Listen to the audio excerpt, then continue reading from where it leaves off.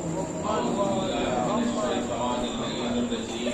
الله الرحمن الرحيم الحمد لله الذي خلق من الماء بشرا وجعله رزقا وربنا قديرا الذي اصطفى من عباد الصالحين وسيد المرسلين وخاتم النبيين محمدا وشاهدا مبشرا ونذيرا وداعيا الى الله باذنه الذين أذهب الله عنهم الرجس وأهل البيت يطهرهم تطهيرا.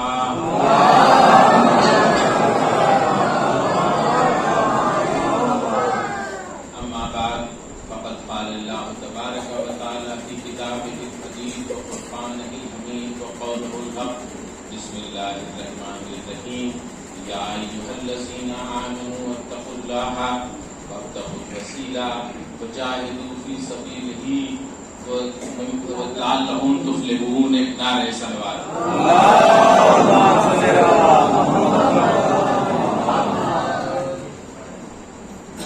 عزیزان محترم اور حاضرین فرش ادا، کسی موضوع کے اعادہ کرنے کا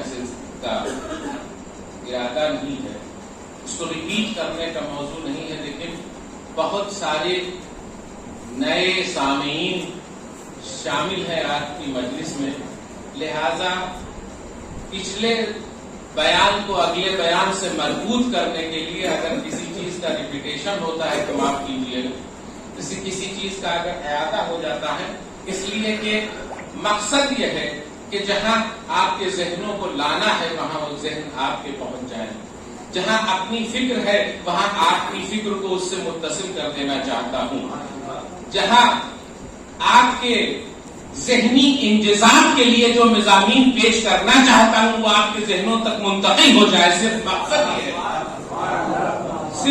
مقصد یہ ہے. تو اس لیے بات جب وسیلے کی ہوئی تھی کہ خالق کائنات نے کہا کہ یا ایھا الذین آمنوا اتقوا اللہ، اے وہ لوگوں جو ایمان لا چکے ہو، پاسٹ ٹینس کا صیغہ ہے، ماضی کا صیغہ ہے، یعنی ان سے خطاب ہو رہا ہے جن کو سند ایمان مل چکی ہے، سند ایمان مل چکی ہے. تو اس کا مطلب یہ ہے کہ اب اس سند ایمان کے آگے کی منزل ہے. اب جب دل میں قوی ایمان بیٹھ چکا ہے تو اب خالق کائنات کہہ رہا ہے کہ اب تقویٰ اختیار کرو. اور تقوی کی منزل کی بات کیا ہے کہ تقوی تک پہنچنے کا وسیلہ کیا ہے، تقوی تک پہنچو گے کیسے، وسیلہ تلاش کرو. ایک جملے میں پوری تقریر کو اگر سمیٹوں تو وسیلہ بنانے کا حکم نہیں ہے، وسیلہ بناؤ نہیں،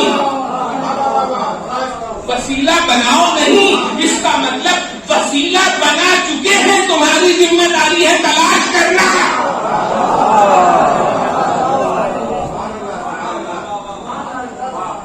تمہاری ذمہ داری ہے تلاش کرنا. تو وسیلے کی تلاش کرو. اور اب اس کے بعد مجزا بھی ہے کہ لعلہم تفلحون، تاکہ تم فلاح پا جاؤ، تاکہ تم کامیاب ہو جاؤ.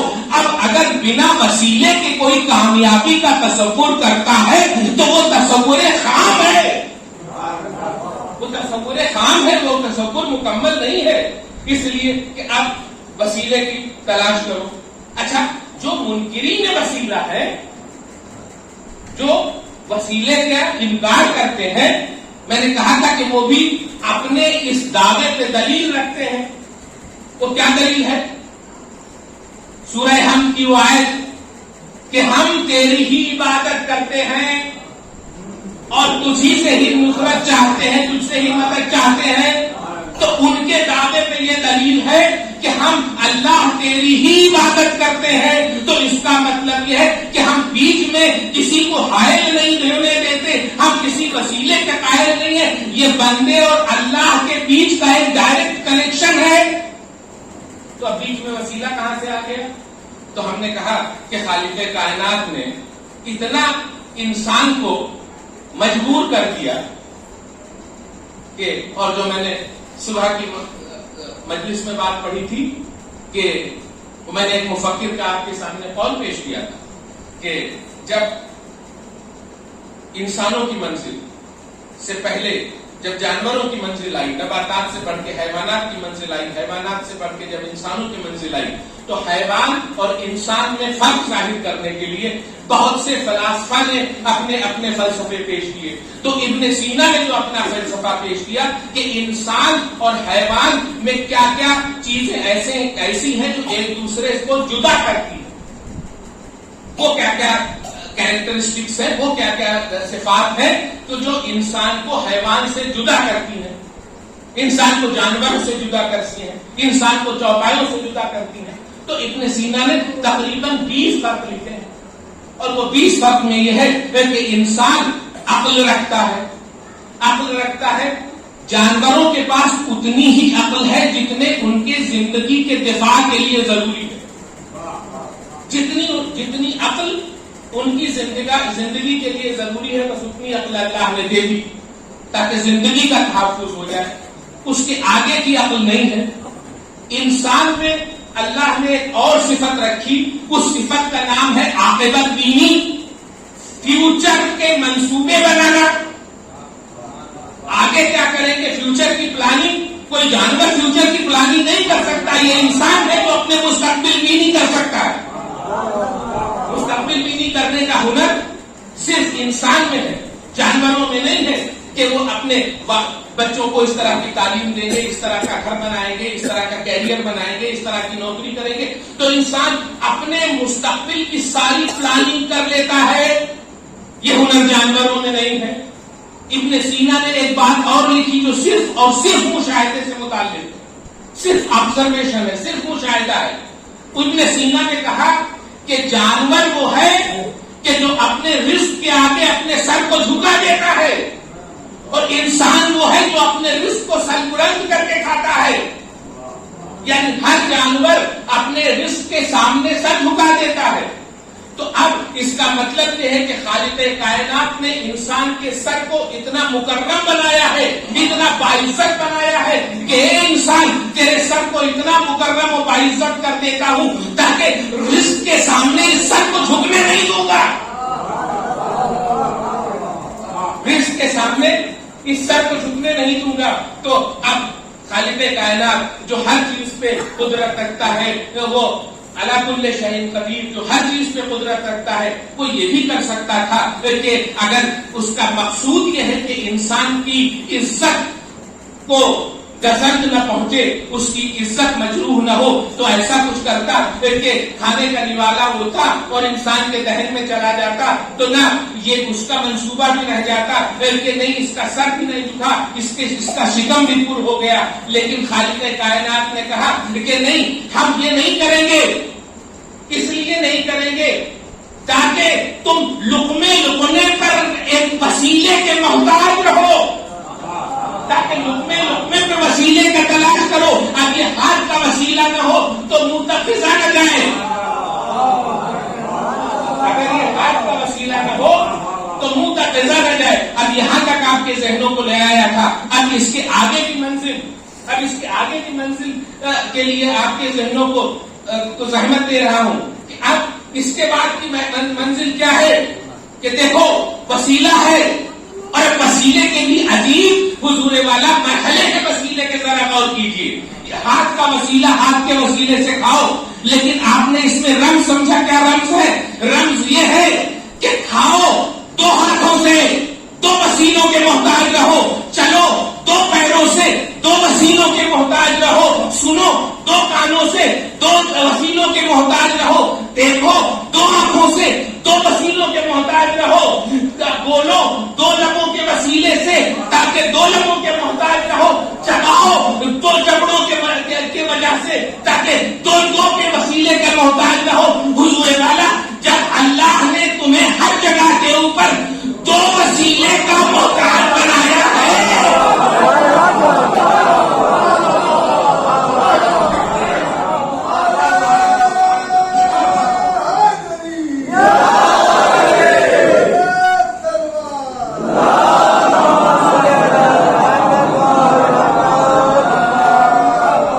اس سے بہتر سلوات نہیں.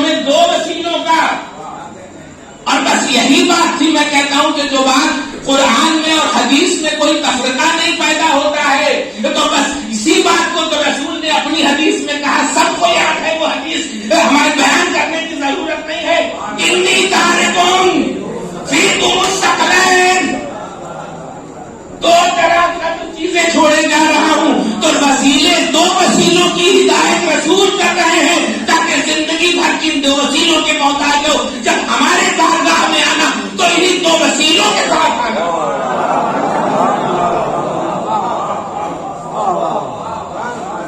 انہیں دو وسیلوں کے ساتھ ہمارے آنا. تو اب رسول نے کہا کہ یہ دو وسیلے تمہارے بیچ چھوڑ کے جا رہا ہوں. تو کیا کہا کہ انی تارکم فیکم الثقلین، ہم دو چیزیں چھوڑ کے جا رہے ہیں. اب دیکھیے بہت ساری چیزیں ایسی ہوتی ہیں کہ جو خود نشاندہی کرتی ہیں. جیسے اب اگر کہیں تاریخ میں نہ بھی ملے تو یہ جملہ بتاتا ہے کہ یہ جملہ رسول کی زندگی کا آخری جملہ ہے، آخری لمحات کے جملے ہیں. جب آپ کہیں سے انتقال کرتے ہیں، کہیں سے منتقل ہوتے ہیں، اگر آپ کہیں کہ ہم یہ چیز چھوڑ کے جا رہے ہیں، اچھا جہاں آپ کو اگر مہینہ بھر، 2 مہینہ 4 مہینہ رہنا ہے تو ہاں آپ یہ نہیں کہیں گے کہ ہم یہ چھوڑ کے جا رہے ہیں. تو اس کا مطلب یہ ہے کہ جب رسول یہ کہہ رہے ہیں امت کو مخاطب کر کے کہ ہم تمہارے بیچ 2 گراں قدر چیزیں چھوڑے جا رہے ہیں، تو اس کا مطلب یہ جملہ خود اس بات کی نشاندہی کرتا ہے کہ رسول کے زندگی کے یہ آخری لمحات کے جملے ہیں. یہ آخری لمحات کے جملے ہیں کہ رسول کی ابتدائی زندگی کا جملہ نہیں ہو سکتا. یہ ابتدائی زندگی کا، یہ درمیانی زندگی کا بھی جملہ نہیں ہو سکتا، قطعی نہیں ہو سکتا. تو اب جب رسول اپنی زندگی کے آخری لمحات میں کہہ رہے ہیں کہ ہم 2 گراں قدر چیزیں، 2 وسیلے تمہارے بیچ چھوڑ کے جا رہے ہیں، تو اب اگر یہ رسول کی زندگی کا آخری جملہ ہے تو تلاش کیجیے کہ رسول کی زندگی کا پہلا جملہ کیا ہے، اور اس پہلے جملے اور اس آخری جملے کے بیچ میں ساری ہدایت اور سارے احکام رسالت ہیں. تو رسول کی زندگی کا پہلا جملہ کیا ہے؟ تو متفق علیہ طور پہ آپ کو ملے گا کہ رسول کی زندگی کا پہلا جملہ قولوا لا الہ الا اللہ تفلحوا، جو فاران کی چوٹی سے بلند ہو کر کے کہا کہ اے لوگوں کہو اللہ ایک ہے، اللہ کی توحید کا اقرار. یہ اگر اللہ کی توحید کا اقرار کرتے ہو تو تم فلاح پاؤ گے. اب رسول کی زندگی کا پہلا جملہ قولوا لا الہ الا اللہ تفلحوا، اور رسول کی زندگی کا آخری جملہ 2 گراں قدر چیزیں، 2 وسیلے تمہارے بیچ میں چھوڑ کے جا رہا ہوں. اب ان 2 جملوں کے بیچ میں پوری رسالت ہے. حضور والا اب میں آپ سے پوچھتا ہوں، منصف مجازانہ فیصلہ چاہتا ہوں کہ اگر رسول کے پہلے جملے کا کوئی انکار کرے تو اسے کیا کہتے ہیں؟ جو انکار توحید کرے اسے کافر کہتے ہیں. جو رسول کی زندگی کے پہلے جملے کا انکار کرے اسے کافر کہتے ہیں. تو جو رسول کے آخری زندگی کا انکار کرتے اسے آپ کیا کہیں گے؟ تو رسول کی زندگی کا یہ آخری جملہ. تو اب 2 وسیلے ہمارے بیچ میں چھوڑے اور اب انہیں وسیلوں کے سہارے سے جو بات آگے بڑھی. اب چونکہ مجلس میں کافی تاخیر ہو گئی ہے، لہذا اب اسی وسیلے کے سلسلے سے میں کہتا ہوں کہ وہ وسیلے کی ایک کڑی تھی کہ جس نے اپنے وقت کے وسیلے کا پہچان کروا دی. اور ہم کو بار بار یہ جملہ ملتا ہے، یہ جناب زین العابدین کا جملہ ہے، امام کا جملہ ہے کہ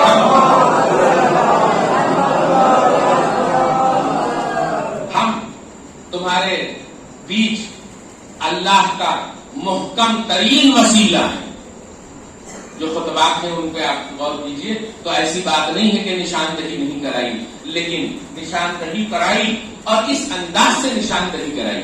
اور میں کہتا ہوں کہ یزید کی دنیا چاہے جتنی وکالت کرے، آپ نے دیکھا ہوگا کہ 1.5 سال پہلے جب اس حد تک معاملہ پہنچ گیا کہ پاکستان میں امیر یزید زندہ باد کے نعرے لگے، یعنی انسان کی ذہنیت کس طرح اتنی زیادہ پست ہو گئی کہ امیر یزید زندہ باد کے اگر نعرے لگنے لگے تو اس کا مطلب یہ ہے کہ اب مسلمان کہلانے کے قابل نہیں ہے، اس لیے کہ امام حسین سے ٹکرا کر یزید نے خود اپنے کردار کو اتنا واضح کر دیا کہ جس کی کوئی وکالت کی گنجائش ہی نہیں بچی، اس لیے کہ اگر وہی جنت ہے جس کی بشارت رسول نے دی ہے، وہی جنت ہے جس کا تذکرہ قرآن مجید نے کیا ہے، تو سرداران جنت سے جنگ کر کے اور اس بات کی توقع کرنا کہ جنت میں جانے کے لیے کھلی ہوئی گمراہی نہیں تو اور کیا؟ امام حسین علیہ السلام سے جنگ کر کے اگر یہ کھلی ہوئی گمراہی کا اعلان نہیں تو اور کیا ہے کہ آپ سرداران جنت کے مالک سے آپ جنگ کر رہے ہیں، ان کو قتل کرنے پہ آمادہ ہیں، اور اس بات کی بھی توقع کہ بعد از مرگ جنت میں جائیں گے، تو اس کا مطلب یہ ہے، اور یہ بات جو جوانان جنت کے سردار ہیں حسنین، تو یہ بات رسول نے کہی، تو اس کا مطلب یہ ہے کہ حسین سے بیعت لے کر یزید صرف حسین کا انکار نہیں کر رہا ہے بلکہ اس حدیث رسول کا بھی انکار کر رہا ہے، مکمل رسالت کا انکار بھی اسی جملے میں کہ اس نے اس بات کا بھی انکار کر دیا۔ تو اب اگر امام حسین علیہ السلام کربلا میں قربانیاں دے کے اسلام کو نہ بچاتے تو میں کہتا ہوں کہ قربانیاں بھی اتنی عظیم تھی امام حسین علیہ السلام نے کہ جس کا فدیہ تو مقصد حسینی کتنا بلند ہوگا کہ جس مقصد کے لیے علی اکبر جیسے جوان بیٹے کی قربانی دے دی جائے، وہ مقصد کوئی معمولی مقصد نہیں ہو سکتا کہ کس کے لیے حسین اپنے جوان بیٹے کو قربان کر دے۔ اللہ اکبر، وہ جوان بیٹا ایسا کہ جو نانا کی شبیہ ہے، نانا اور رسول نے امام حسین علیہ السلام نے یہی کہا، اور یہ ایک انفرادی بات تھی شہزادے علی اصغر کے لیے، شہزادے علی اکبر کے لیے، کہ جب جس شہید کو مولا نے اجازت دے دی، لیکن جب جناب علی اکبر کو اجازت دی ہے تو ایک خصوصی اہتمام کیا ہے، ایک بار آسمان کی طرف نگاہیں اٹھا کے دیکھی اور اللہ کو شاہد کر کے کہا کہ اے میرے معبود، اب میں تیری راہ میں اسے بھیج رہا ہوں جو ہو بہو رفتار و گفتار میں میرے نانا کی ہم شبیہ ہے۔ ارے جب مجھے اشتیاق رسالت ہوا کرتا تھا تو میں اپنے اس بیٹے کے چہرے کو دیکھ لیا کرتا ہے۔ تو علی اکبر حسین کے لیے صرف فرزند ہی نہیں ہے، اپنے نانا کی نشانی بھی ہے۔ اور ارباب اعضا اس انداز سے مولا نے رخصت کیا، بس اب رخصت کسی ذاکر میں طاقت نہیں ہے، مجھ میں طاقت نہیں ہے کہ میں رخصت جناب علی اصغر پڑھوں۔ ہاں، میں کہتا ہوں کہ چھوٹی باتیں ہیں جن سے آپ اندازہ لگا سکتے ہیں کہ جب مولا 2 محرم کو بنی اسد سے زمین خرید رہے تھے، جب مولا 2 محرم کو بنی اسد سے زمین خرید رہے تھے اور زینب کو یہ خبر ملی، فضا نے آ کے بتایا کہ مولا زمین خرید رہے ہیں یہاں، تو ایک بار کہا کہ فضا میرے ماجائے کو ذرا بلا دو نا۔ ایک بار فضا بلا کے لائی امام حسین علیہ السلام کو، ارے حضور والا زمین خریدنا ایک اچھا شگن مانا جاتا ہے۔ تو جب سنا جناب زینب جیسے متبسم ہے، بھائی سے کہتی ہے اے بھیا سنا ہے کہ آپ کوئی زمین خرید رہے ہیں؟ کہا ہاں بہن زمین خرید رہا ہوں۔ کیا بھیا میرا دل چاہتا ہے کہ اس زمین کا بینامہ علی اکبر کے نام ہونا چاہیے، علی اکبر کے نام اس زمین کا بینامہ کر دیجیے۔ اللہ اکبر، نگاہ امامت، ارے مستقبل کے پردے میں نہ جانے کیا کیا دیکھ رہی ہوگی۔ شاید زینب سے کہا ہوگا اے زینب، ارے ہاں میں بینامہ تو کیا علی اکبر کے نام کروں گا، ہاں زینب اس بات کا اطمینان دلاتا ہوں کہ ایک قبر کی جگہ اس میدان کربلا میں علی اکبر کے نام بھی ہوگی۔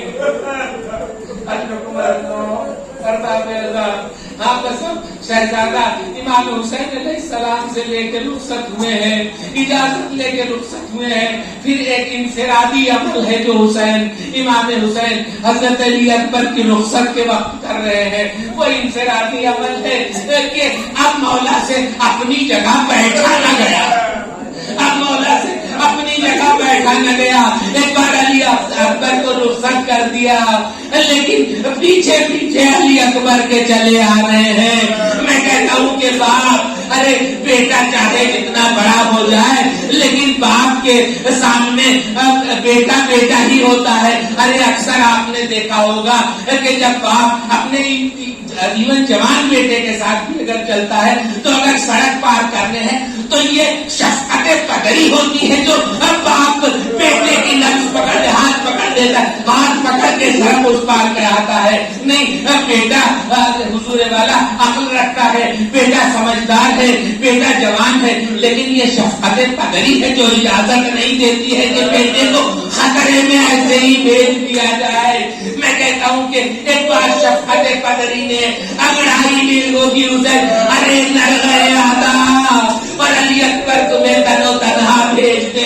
ایک بار حسین کے دل میں آیا ہوگا کہ ارے علی اکبر تمہارے دفاع کے لیے تمہارا باپ آ رہا ہے، لیکن اللہ اکبر، ارے اب یہ باپ کی سردار سے آ رہا ہے. ارے جب اب پاس گئے تھے تو کہا رے بھیا، ارے کمر توڑ کے چلے گئے ہو، اب علی اکبر جا رہے ہیں تو کہا رے بیٹا آنکھوں کی بینائی لے کے جا رہے ہو. ارے ابھی سردار سے باپ ٹھوکرے کھاتا ہوا آ رہا ہے. لیکن ایک بار علی اکبر نے جیسے محسوس کیا کسی آنے کی یا کسی کے پیچھے آنے کی آواز، ایک بار مڑ کے دیکھا تو دیکھا کہ امام حسین علیہ السلام اب میں چلے آ رہے ہیں. ایک بار مڑ کے علی اکبر نے کہا اے بابا آپ تو اجازت دے چکے تھے. تو مولا نے عجیب جملہ کہا، اے بیٹا ارے کاش تم سارے بے اولاد ہوتے تو تمہیں اندھا ہوتا. لیکن اللہ اکبر، ارے جب اس شفقت قدری نے جسے مجبور کر دیا علی اکبر کے پیچھے پیچھے آنے کے بعد، لیکن اب اس کے بعد جب مولا لوٹ کے آئے ہیں تو آپ حق سے بتائیے کیا حسین کا دل اطمینان سے بیٹھا ہوگا؟ ارے نگاہیں میدان جنگ کی طرف لگی ہوئی ہوگی.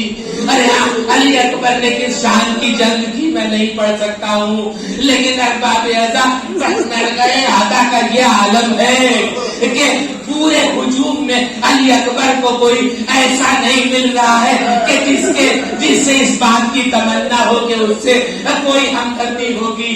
تو میں کہتا ہوں تاریخ بس اتنا ہی لکھتی ہے، تاریخ یہ کہتی ہے کہ ایک بار جب سینے پہ علی پیچھے سے لگی ہے تو ایک بار علی اکبر نے گھوڑے کے گردن میں باہیں ڈال دی.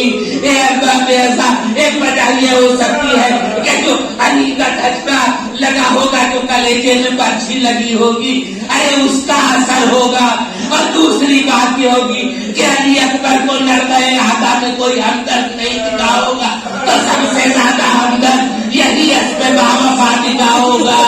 ارے ایک بار اسب باوفا کے ارے گردن میں باہیں ڈال دی. اے اسب باوفا، یہ میری آخری خدمت ہے، میرے بابا تک میرا سلام.